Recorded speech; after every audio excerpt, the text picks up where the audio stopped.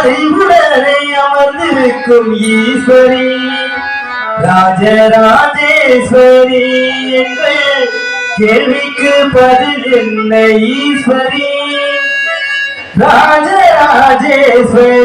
ராஜராஜேஸ்வரி 16 படி மீது பரிவுடனே அமர்ந்திருக்கும் ஈஸ்வரி ராஜராஜேஸ்வரி கேள்விக்கு பதில் என்ன ஈஸ்வரி ராஜராஜேஸ்வரி ராஜராஜேஸ்வரி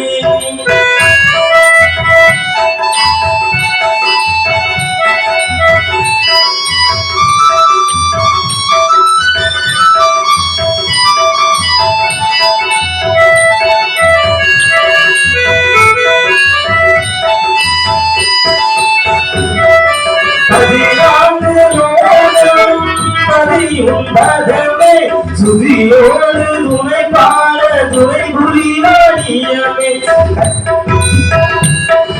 14 மதியும் பதமே சுதியோடு துணை பாட துணை புரியாடியமே கதியனும் பதம் சரவணத்தோமம்மா விதியன செய்யும் அம்மா இதையவை குளிர்ந்தால் 16 படி மீது பரிவுடனே அமர்ந்திருக்கும் ஈஸ்வரி ராஜராஜேஸ்வரி கேள்விக்கு பதில் என்ன ஈஸ்வரி ராஜராஜேஸ்வரி ராஜராஜேஸ்வரி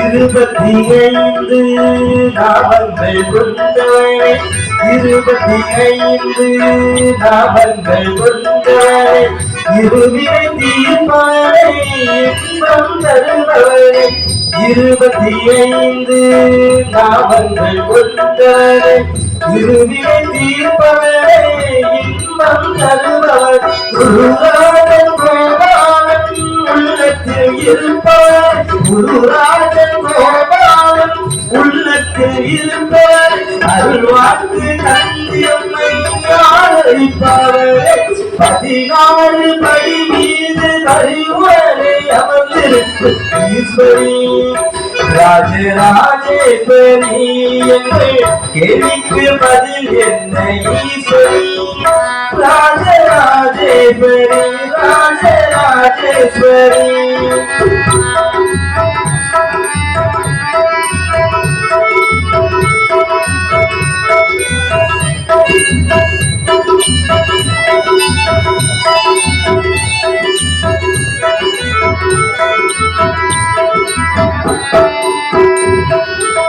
சட்டை என்னும் மாயை அகற்றிவிட்டேன் சட்டை என்னும் மாயை அகற்றிவிட்டேன் வழி நீரே இந்த உலகம் வந்தால் சட்டை என்னும் மாயை அகற்றிவிட்டேன் வழி நீரே இந்த உலகம் வந்தால் கொண்டிட்ட முகத்தாரே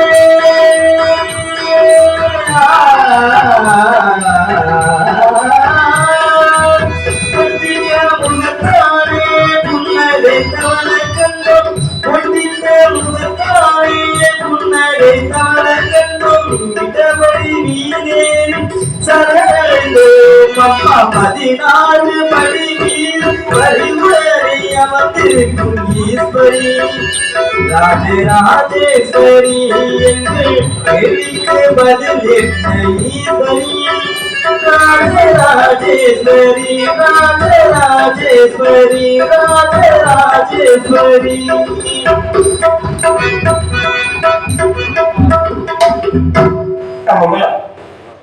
இப்படி கைலாச மலையிலே சரி சண்டத்தி பெண்குடியார்கள் செய்து வருகிறார் பாருங்கள். என்ன செய்து வருகிறார்கள்? கைலாசம் சுத்தம் செய்தார் சுத்தம் செய்தார் சண்டத்தை ஆள் சண்டத்தையா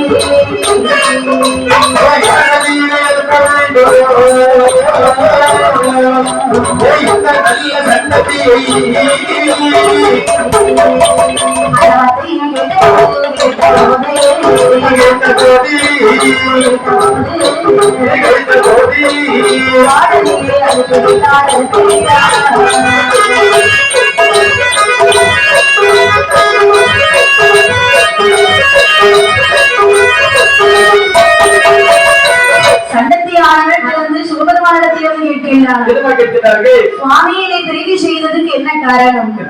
என்ன இந்த கைலாசமலை இருக்கின்றது பார்த்தாயா? இந்த கைலாசமலையை இன்று முதல் தூத்து வெளியே சுத்தம் செய்து வைக்க வேண்டும். ஐயோ சுவாமி, கைலாசமலை சுத்தமா வச்சு கோலம்லாம் போடணும்னு சொல்றீங்களா? ஏமா கோலங்களே வராது. என்ன ஆயக்கலையும் ஆயக்கலை 64 அறநொடியில் நமக்கு படித்து தருகிறேன். எனக்கு நீங்க வர தருவேன்னு சொல்லுங்க. அப்படியே ஆகட்டும் ஆகட்டும் என்று சொல்லி அந்த முதலில் இந்த சட்டத்தை பெண்கொடியாகவே கைலாசமலையை தூத்து மெழுகி சுத்தம் செய்து வருகின்றாராம். 1 வருடம் 2 வருடம் இல்லை 12 வருடமாகவே செய்து வருகின்றார். சரி வரக்கூடிய நாளையிலே 13ஆம் வருடத்திலே பார்வதியானவர் பகவானை பற்றி சொல்லுகின்றார். சொல்லுகிறார்கள் சுவாமி, இந்த சண்டத்தி கைலாசமலையில் இருந்தால் கைலாசம் தீட்டாகும். கண்டிப்பாக சண்டத்திக்கு ஏற்ற இடம் என்ன தெரியுமா? காடு. அதனாலே சண்டத்தை நீங்கள் காட்டிலே அனுப்பி வைக்க வேண்டும். காட்டிலே அனுப்பி வைக்க வேண்டும் என்று சொல்லி சண்டத்தை அழைத்து சொல்லுகின்றார். என்ன சொன்னார்கள்? சண்டத்தி சுவாமி, அதாவது உனக்கு 12 திருவயது ஆகிவிட்டது. இனி இந்த பாரு கைலாசமலை நீ இருந்தாய் என்று சொன்னால் கண்டிப்பாக கைலாசமலை தாழ்ந்து விடும். ஆகையால் உனக்கு நான் வேண்டுபட்ட வரங்கள் தருகின்றேன். வரம் மட்டும் ஒரு பெண்ணுக்கு போதுமா?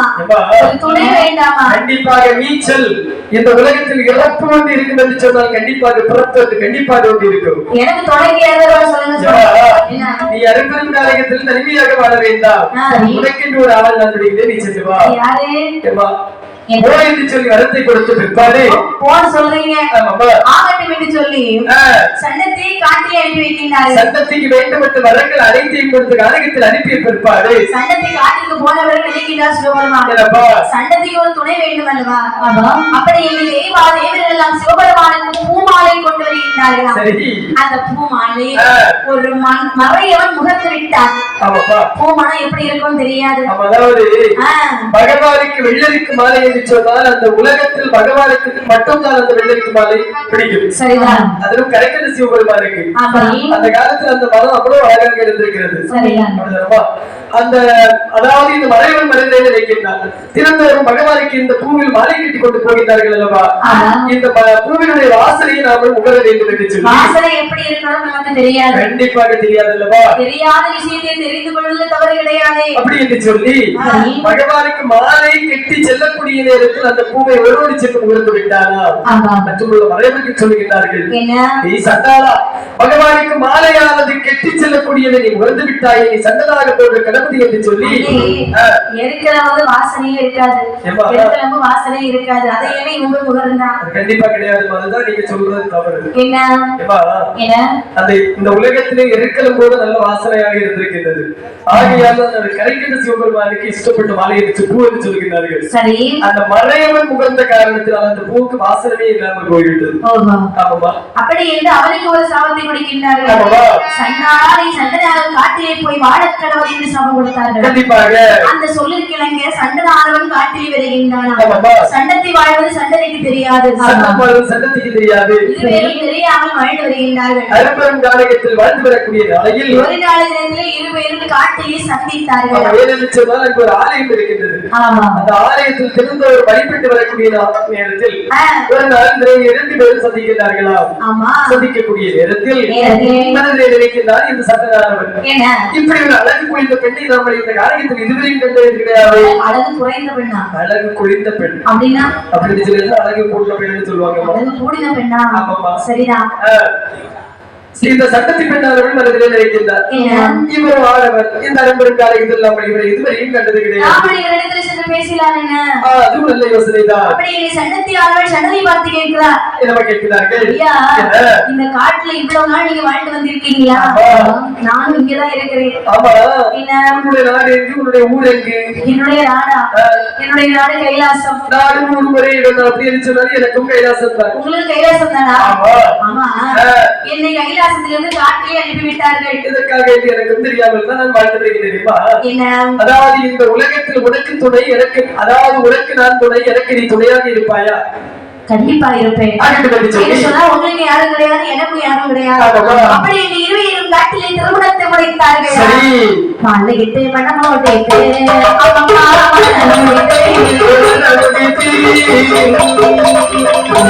மாத